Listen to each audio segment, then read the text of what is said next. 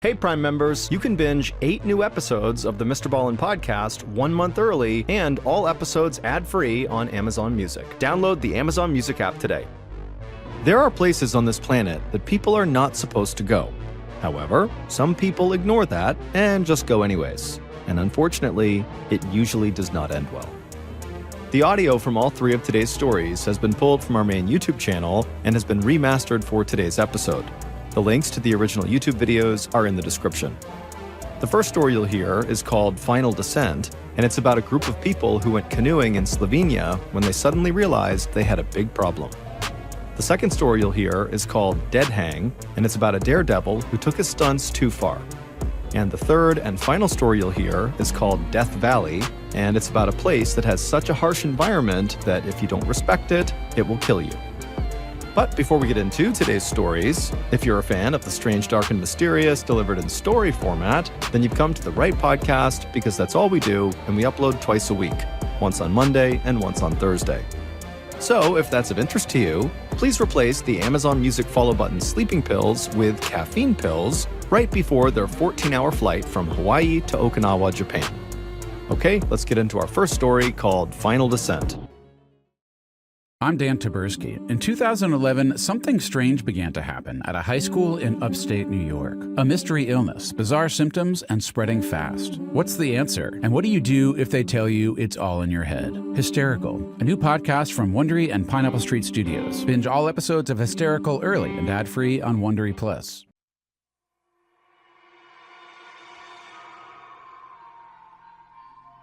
Sevnica is a gorgeous town right in the heart of Slovenia, situated right along the Sava River, which is one of the longest rivers in Europe.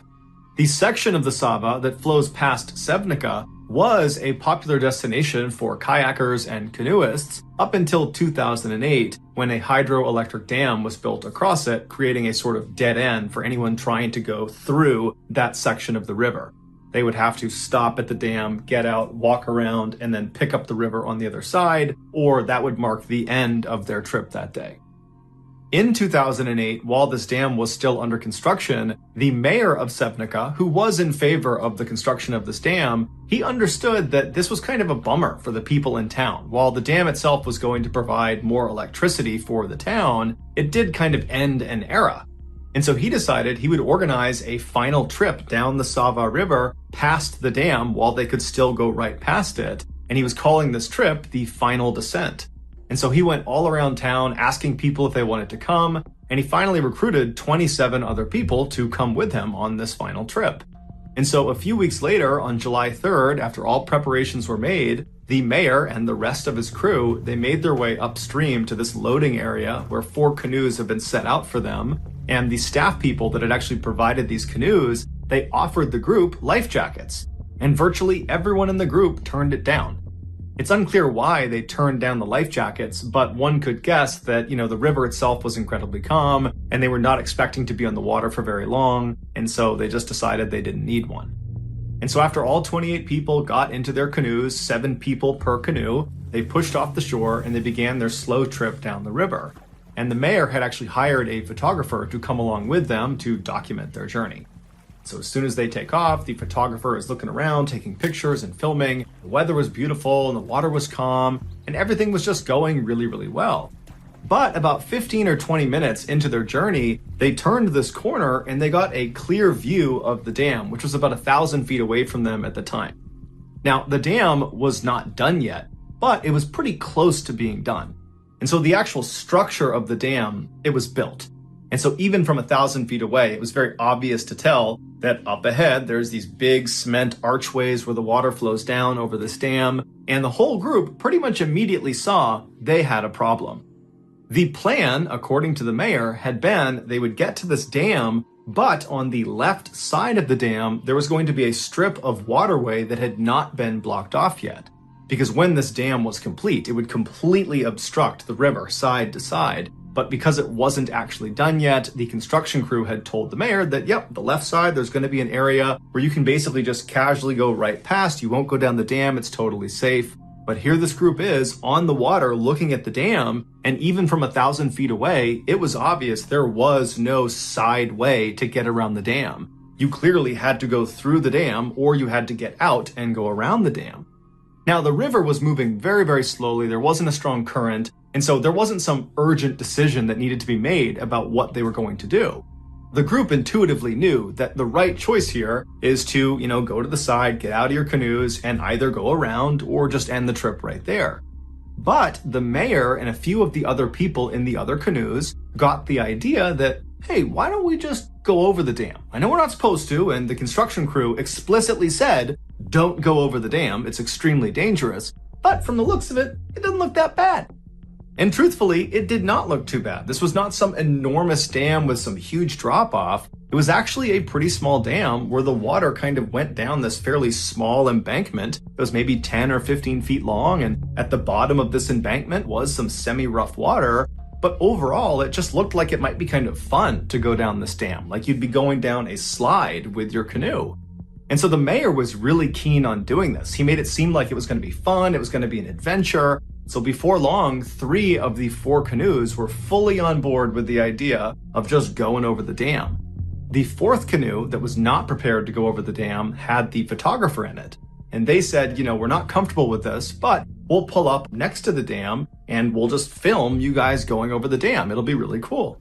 And so after making their plans about who was going to do what, the 4 canoes continued down the river. And when they got about maybe 100 or 200 feet away from the entrance to this dam, the 4th canoe with the photographer pulled off on the left side of the river. They got out and the photographer lifted up his camera and he began filming the other 3 canoes as they made their approach into the dam. Now, the video from this photographer that was released to the public, it shows the first of these 3 canoes actually going into the dam. And you see these 7 people on this canoe. They're kind of happy and excited looking. They have nervous anticipation like they're about to start a roller coaster or something. And they're making their way into this dark section inside of the dam. They're basically going through the gates of the dam where they're going to go down this embankment. And as they go into the darkness, as you begin to lose sight of them, you see the back end of the canoe suddenly pops up because now they're going down the actual dam itself. They start sliding down and then you hear someone in the canoe start to scream. And then it goes completely silent. And then the video just ends. That canoe, right after it slid down that downslope, it would reach the waters below, but the canoe would capsize, throwing everyone on board into the water. And these 7 people, they didn't even have a chance to catch their breath before they were sucked under. Not only because the water was rough at the bottom of the dam and kind of was churning and pulling them under, but also because this is a hydroelectric dam. And at the bottom of the dam, underneath the water where they were all these big openings to underwater tunnels. And these tunnels functioned like vacuums. It pulled water down inside and then ran the water past a turbine, causing it to spin, and that would generate the electricity. That's what the dam actually did. And so after the water was pushed past this turbine, it would be jettisoned out somewhere else downstream. Now, even though this dam was not fully operational yet, these tunnels and the turbines at the bottom of them, they were operational. So as these 7 people are dumped into these incredibly dangerous waters and they're getting pulled down towards these tunnels, the other 2 canoes, they have no idea what's going on with this first canoe, and so they just continue on and they go over the dam. The second canoe that went down the dam, they also capsized at the bottom. All 7 occupants were thrown out and they were sucked down underwater almost immediately. The third canoe that went over the dam, they did not capsize, and so after they cleared the dam and kind of paddled away, they began looking around for the other 2 canoes that should have already been down there. And there was nobody out in front of them, and so they turned around thinking maybe they're closer to the dam, and they don't see anyone, but they see one of the canoes is completely flipped over, and the other canoe has been broken apart in the churning waters right at the base of the dam, and they see the wood from this canoe just getting tumbled around. And so this third canoe immediately turns and tries to paddle over to the base of this dam to try to start pulling people out of the water. But when they get over there, there's no one there. The 14 people that had been in these 2 canoes, they're gone. Ultimately, 13 of the 14 people that fell in the water that day would perish, and one of the fatalities was the mayor. The only person who survived who fell in the water was actually the mayor's wife, who by some miracle managed to swim out of the grasp of these tunnels under the water and made it to shore. Over the next several days and weeks, police divers were able to eventually find all 13 bodies, one of which had traveled 25 miles away to Croatia. No information was given about the state of the bodies when they were found, and so we don't know if having been sucked down through these tunnels and forced past these underwater turbines played a role in their death. All the public knows is that all or most of these 13 people were sucked down into these tunnels and then they died.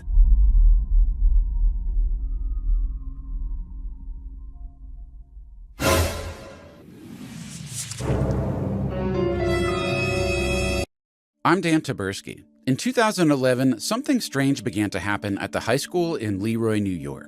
I was like at my locker and she came up to me and she was like stuttering super bad. I'm like, stop around. She's like, I can't. A mystery illness, bizarre symptoms, and spreading fast. It's like doubling and tripling, and it's all these girls. With a diagnosis, the state tried to keep on the down low. Everybody thought I was holding something back. Well, you were holding something back intentionally. Yeah. No, it's hysteria. It's all in your head. It's not physical. Oh my gosh, you're exaggerating. Is this the largest mass hysteria since the witches of Salem? Or is it something else entirely? Something's wrong here. Something's not right. Leroy was the new Dateline, and everyone was trying to solve the murder. A new limited series from Wondery and Pineapple Street Studios, Hysterical. Follow Hysterical on the Wondery app or wherever you get your podcasts. You can binge all episodes of Hysterical early and ad-free right now by joining Wondery Plus. Divorced, beheaded, died. Divorced, beheaded, survived. We know the 6 wives of Henry VIII as pawns in his hunt for a son, but their lives were so much more than just being the king's wives. I'm Arisha Skidmore-Williams. And I'm Brooke Sifrin. And we're the hosts of Wondery's podcast, Even the Royals. In each episode, we'll pull back the curtain on royal families past and present from all over the world to show you the darker side of what it means to be royalty. We rarely see Henry VIII's wives in their own light, as women who used the tools available to them to hold on to power. Some women won the game, others lost, but they were all unexpected agents in their own stories. Being a part of a royal family might seem enticing, but more often than not, it comes at the expense of everything else, like your freedom, your privacy, and sometimes even your head. Follow Even the Royals on the Wondery app or wherever you get your podcasts. Go deeper and get more to the story with Wondery's top history podcasts, including American Scandal, Legacy, and Black History for Real. Our next story is called Dead Hang.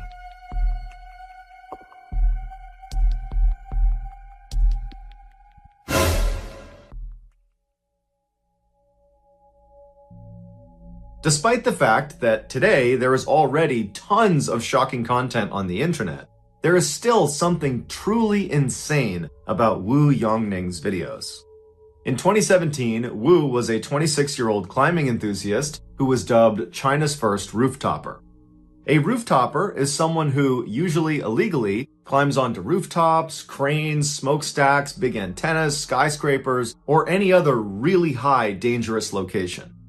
Almost always, these daredevils are going to these incredibly dangerous locations in order to capture footage of themselves so they can post it to the internet in hopes that it goes viral and they become famous and make a bunch of money. But because there are so many people competing for the internet's attention, rooftoppers really need to push the envelope if they want to stand out and make it big. And Wu Yongning did just that, and the internet rewarded him with millions of followers and hundreds of thousands of dollars. Most rooftoppers would go to the tops of these incredible locations and then take selfies of themselves standing there posing at the top. Wu would do that, but he also did a couple other things that nobody else was doing that kind of became his trademarks. The first one was he would dangle over the edge of the building or the crane or the antenna that he was holding onto, and he would do pull-ups, but he would keep doing them until he reached muscle failure and then would barely be able to pull himself back up to safety. Another trademark move is he would go to the top of these huge buildings and he would get right on the edge and he would do a handstand and then he would pull one arm back. So he's doing a one-armed handstand and then he would tilt his body as far as he could over the edge until he couldn't do it any farther and he'd let himself come back over to safety. And then perhaps the most difficult to watch trademark was when Wu would basically run up to the edge of buildings and stop just short. And he wouldn't just run to the edge, he would use a self-balancing scooter and go as fast as he could right to the edge of the building and stop just short. And over again, he'd go right to the edge and stop, where he's literally an inch away from tumbling off the edge. Or he'd line himself up where he knew exactly how far he was from the edge, and he would do these really aggressive somersaults forward, and he would stop with his legs dangling off the edge of the building. And of course, all of these trademark moves were done without any safety equipment, and most times Wu did these stunts without anybody there to potentially pull him back up if he gets stuck. About 3/4 of the way through 2017, Wu had posted over 500 videos and live streaming clips to various social media sites, and he was starting to make some real money off of it. On one video sharing site alone, he had made over $80,000 just from donations that had come in. And so it was clear this was becoming a career. But as the money and the fame were coming into Wu, he started to realize that in order for him to stay on top and keep earning at this level, he would need to continuously outperform his last big stunt. And already he was brushing up against death on virtually every video he took. In early November of that year, Wu heard about a competition that was offering $15,000 to its winner. The details of this competition are hazy at best, but from the sounds of it, it was a viral video competition. Make the most viral video and you win the prize. This competition served as motivation for Wu to finally attempt his craziest stunt yet. He figured if he had the footage of this particular stunt, he was sure to win this competition, and with the prize money, he could pay for his wedding and cover his mother's medical expenses. And so on November 8th, Wu traveled to the Huaiyan International Center in central China. This massive 62-story skyscraper would be the tallest building Wu had ever performed a stunt on. The public was only able to get up to the 44th floor, and so Wu had to take the elevator up to somewhere between the 40th and 44th floor, at which point he climbed out of a window and free climbed his way all the way up to the top, so 20 additional floors just climbing the side of a skyscraper. Once he got to the rooftop, he set up his tripod and his camera, and he turned on his live stream. And then he walked around and he began preparing himself for the stunt.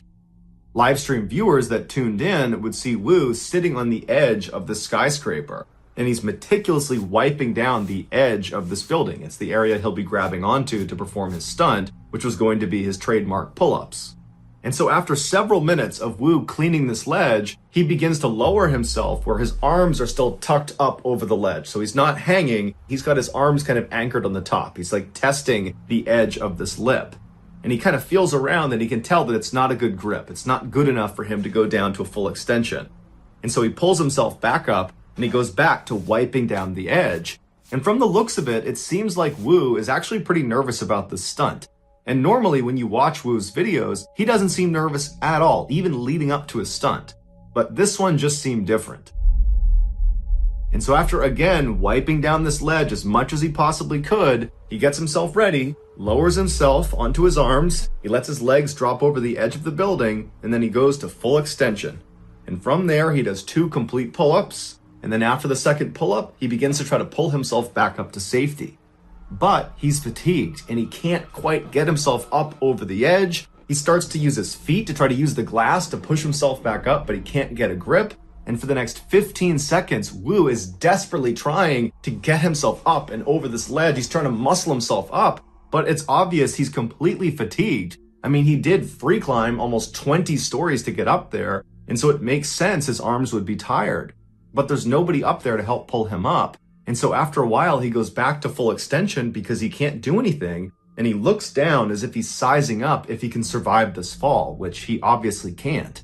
And then the camera picks up a sort of whimpering sound that appears to come from Wu, and then he loses his grip and he falls to his death.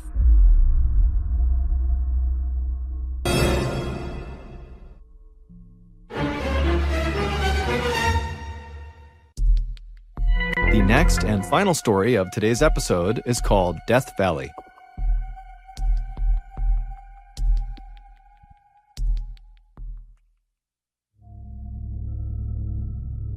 During the California Gold Rush of 1848, hundreds of thousands of Americans living on the east coast of the United States packed up their things in covered wagons and headed west for California to attempt to, quite literally, strike gold. About a year after the rush started, so in the winter of 1849, a group of about 100 would-be gold prospectors were on their way across the continental United States to California when they got lost in this totally barren stretch of desert, roughly 500 miles from their destination, which was San Francisco. They would spend the next 2 months driving around this desert looking for a way out, but they wouldn't find it, and so finally they just stopped, set up camp, and waited to die. But as a last-ditch effort, they sent ahead 2 of their fittest men to try to go out and find help. And miraculously, those 2 men would find help, and it wasn't long before the lost pioneers were going up and over this mountain pass out of the desert out to safety. And so as the pioneers are cresting this mountain, one of the pioneers turns and looks down at the desert valley below where they almost all died, and he famously said, "Goodbye, Death Valley," and the name stuck. While Death Valley has since become a very popular tourist destination for adventurous people, it is still truly one of the harshest environments on the planet. In addition to just being a big open desert, which presents a whole host of problems to any mammal, Death Valley also becomes one of the hottest places on the planet every summer. The temperatures soar to 120 degrees Fahrenheit and sometimes get as high as 136 degrees Fahrenheit. It's the kind of place where if you don't respect it, it will kill you. In 2005, a 35-year-old man named Robert Darmer, who lived in Los Angeles, California, decided he wanted to take a trip into Death Valley. Specifically, he wanted to go to the hot springs located in the northwest corner of Death Valley, and actually there's a nudist resort that is right around those hot springs, and so Robert wanted to go check that whole scene out. And so on July 26th of that year, Robert left Los Angeles in his Volkswagen van, and he drove north about 4 hours until he got to Bishop, California, which is a small town where some of his family lived.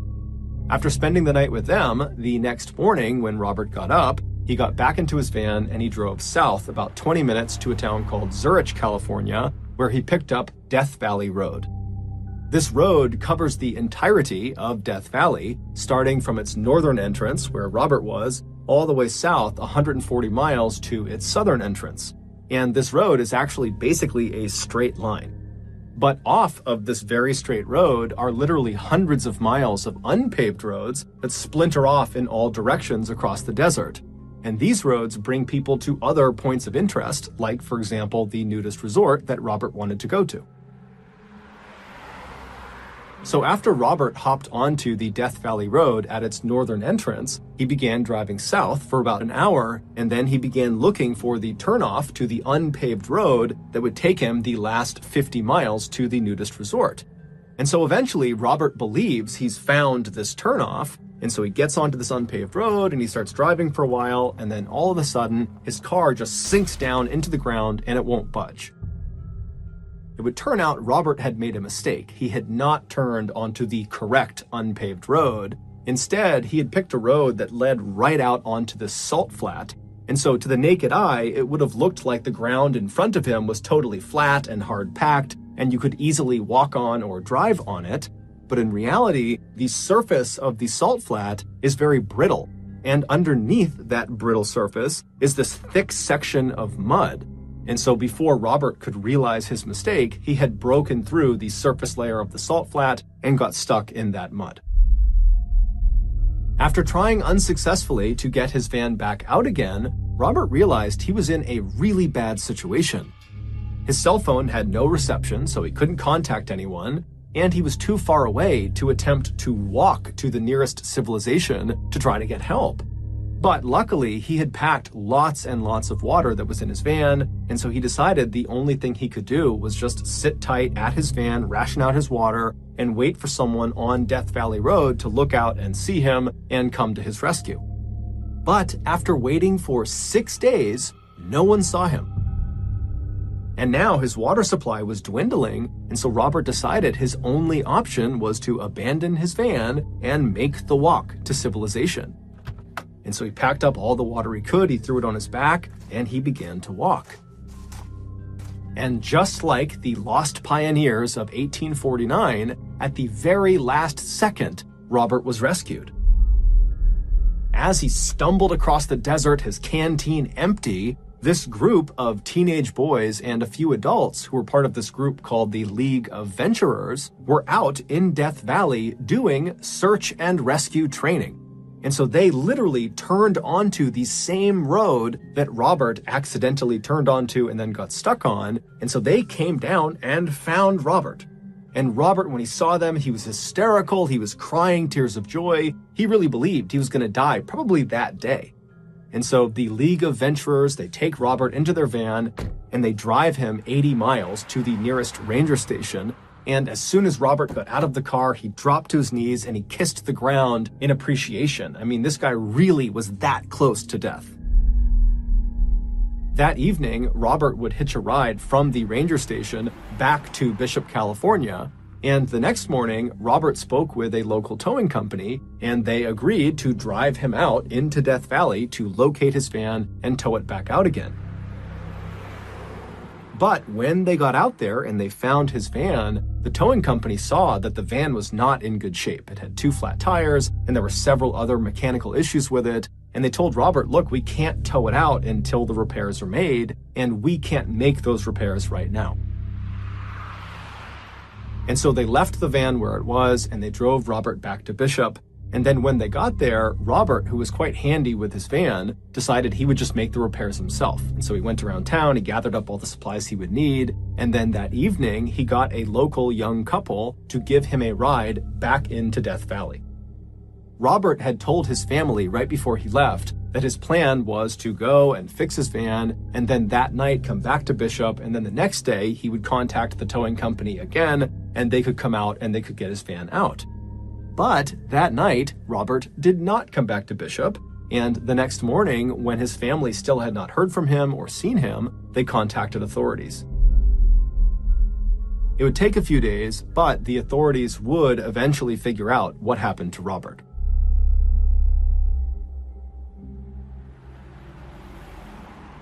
The young couple that gave Robert a ride back into Death Valley, they dropped him off at this intersection right off of Death Valley Road, where they and Robert believed was only about a mile away from that nudist resort that Robert had originally wanted to go to. Robert had told the couple that his plan was just to walk from that point. He would go to that resort and he would recruit somebody else to drive him the rest of the way to the van. He could make the repairs and that person would drive him back, and that would be it. So Robert got out, he said thank you to the couple, and he waved to them as they drove off, and then he stashed his van supplies and then turned away from Death Valley Road and began walking along this unpaved road into the desert. However, unbeknownst to Robert or to the couple, the spot he was dropped off was the wrong spot. He was not a mile or less away from this resort. He was about 15 miles away from this resort, and the path was fairly circuitous, so even if he knew the distance, he likely would not have been able to even navigate his way there. And so after wandering down this unpaved road for about 10 miles, Robert left the unpaved road and began heading out into open desert, likely seeking water. Robert would eventually collapse and die just 4 days after he had been rescued from the exact same situation. When his body was found, he didn't have a GPS or a map or even a container for water.